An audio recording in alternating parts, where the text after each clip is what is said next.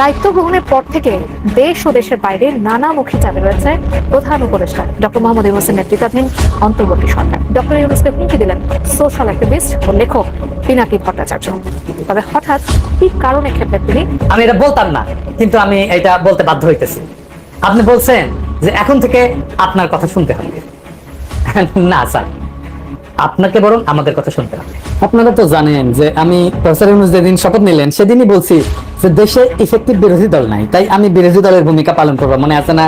ভাবছিলাম যে কুসুম কুসুম সমালোচনায় কাজ হবে, কিন্তু না, এরা এত অপদার্থ, এত গণবিরোধী যে এদের সাথে হাসিনার মতো আচরণ করতে হবে বলে মনে হইতেছে।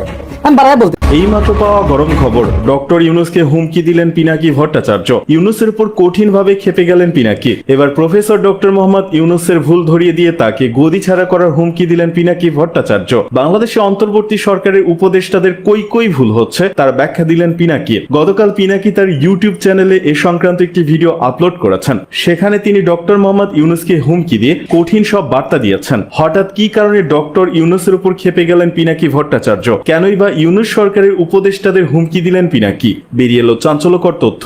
এ নিয়ে থাকছে বিস্তারিত প্রতিবেদন। সবশেষ প্রায় 5.5 বছর পর 27 সেপ্টেম্বর বাংলাদেশের মাটিতে পা রাখেন দৈনিক আমার দেশ পত্রিকার ভারপ্রাপ্ত সম্পাদক মাহমুদুর রহমান।